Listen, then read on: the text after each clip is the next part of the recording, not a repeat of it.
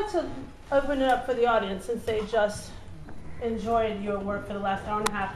But first, you can't chat up front. Really? Really?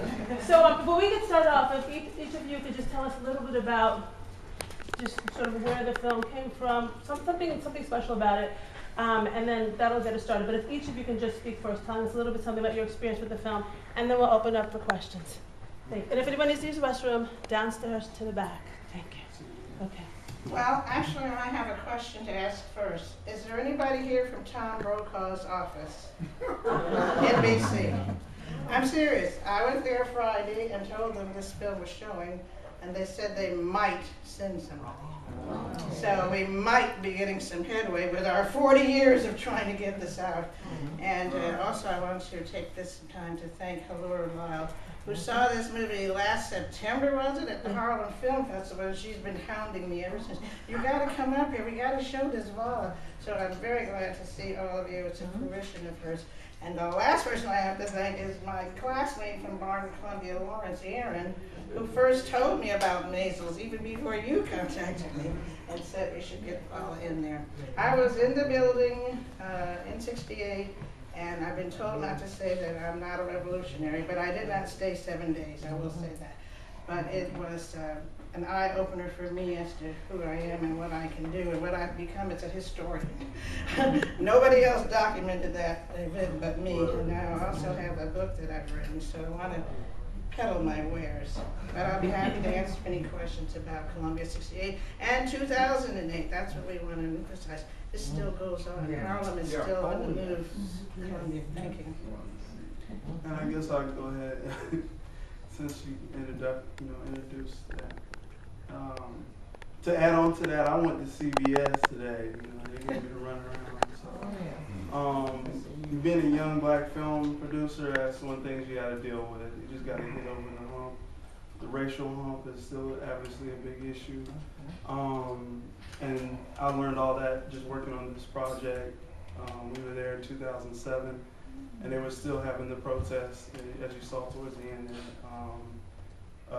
We're the producer of the, Vala, the Power of the Black Students, Columbia, 1968 to 2008. And Kamal Suttles, Sherry Suttles' son, co-producer, executive. She's executive producer. She pulled the money out. I put the money. He brought this vision. But the main thing I just want to mention is, the most important thing about this story is that, those students, they went in there, they took over the buildings, and it was a successful takeover.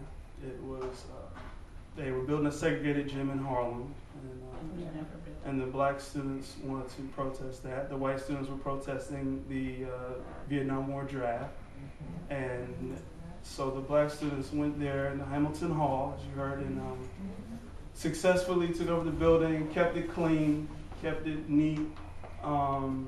It was a success. They got all that they wanted out of it. They got all their accommodations. They didn't get killed.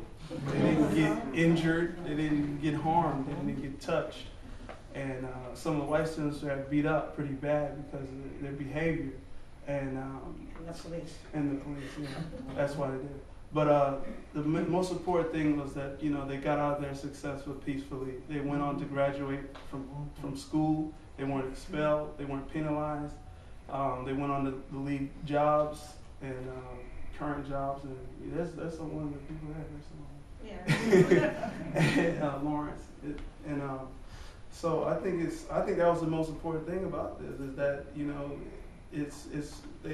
the media holds back so much about the truth, and that there's peaceful demonstrations that can go on and be successful, and it doesn't have to end violently. And I thought that was the most important thing. Also, the fact that it's still going on. It's 2008. It's 2010, and me being from the younger generation, I'm 27 years old, and when we started the film, I was 24, and some of those students I was interviewing were a couple of years older than me, or a couple years younger than me, rather. And it's just sad to see. It's just really sad. It's depressing. Makes me mad sometimes. but I'll just be cool about it. But yeah, right now. But what happened is that the most important thing that I got out of that was that this story and this project, it crosses over age, race, all these different issues that are still quite relevant to today. And we just want to get whoever has anything they want to get it to CBS or where we've been knocking on doors. It's very difficult in the entertainment business, I'm sure you know. And we would like to get Oprah or Tyler Perry involved. We've been contacting them. And that's all I have to say. Thank you right now. And we do have another guest to introduce, Brian Shaw, sorry. Cameraman. Cameraman. I like to get all the images and everything, by the way, because that image lasts longer than the actual event. As you can see, who would have thought these people would have been able to tell their story? Some people don't even live, they don't even survive to be able to tell a story. They only put a picture up of them. And these people are still alive. They're 60, they're approaching 60, but they were 18 in the building when it happened. In the early 20s. Okay, I'm sorry.